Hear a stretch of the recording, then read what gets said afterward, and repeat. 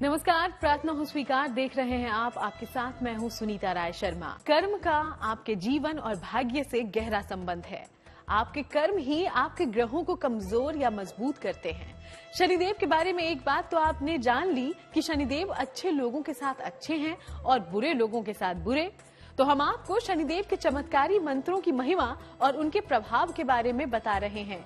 शनि के ये मंत्र बेहद प्रभावशाली हैं। इसके जाप से इंसान जीवन के तमाम कष्टों से मुक्ति पा सकता है। तो आइए जानते हैं शनि का सबसे प्रिय मंत्र आखिर है क्या।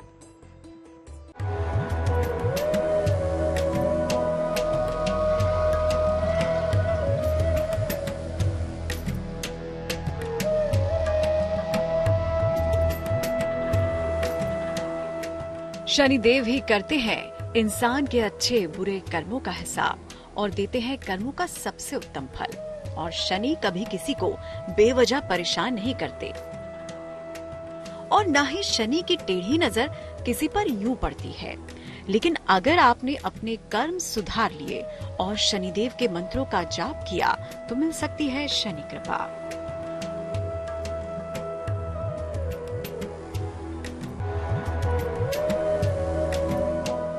शनिदेव का शक्तिशाली मंत्र। सूर्य पुत्रो दीर्घ देहो विशालाक्षः शिव प्रिय मंदचारः प्रसन्नात्मा पीड़ाम हरतु मे शनि। 7:30 और ढैया के समय ये मंत्र विशेष कारगर है। शनि की पीड़ा से बचने के लिए इस मंत्र का जाप लगातार 108 दिनों तक करना चाहिए। कब शनि के लिए मंत्र जाप करना सबसे ज्यादा अच्छा होता है? जब शनि के कारण दुर्घटनाओं के या प्राण संकट के योग बने हो, जब शनि के कारण कदम कदम पर संघर्ष करना पड़ रहा हो, जब अपना अधिकार नहीं मिल पा रहा हो, जब शनि की 7:30 या ढैया चल रही हो। अब इन मंत्रों के जप से लाभ क्या होगा? तो भाई, मंत्र का जप करने से शनि से संबंधित जो भी नकारात्मक प्रभाव है वह दूर हो जाता है तथा शनि की विशेष कृपा से व्यक्ति का कर्म बढ़ जाता है और कर्म व्यक्ति जब कर पाएगा तो उसका फल भी प्राप्त होगा, क्योंकि कर्म के कारक और कर्म फल के प्रदायक ग्रह शनि देव हैं। तो जब इनकी कृपा होगी, इनका अनुकूल प्रभाव होगा तो निश्चित तौर पर कर्म में सुधार होगा और जब कर्म में सुधार हो जाएगा तो कर्म फल में भी सुधार हो जाएगा। तो आप मनोवांछित फल की प्राप्ति बड़े ही सहज पूर्वक से कर सकते हैं शनि देव के इन मंत्रों के जप से। शनि का नाम सुनते ही कष्ट, परेशानियां और रोगों का ही ख्याल आता है, लेकिन बहुत ही आसान उपायों के जरिए आप शनि को अपने अनुकूल कर सकते हैं। तो कैसे मिलेगा शनि से अच्छी सेहत का वरदान?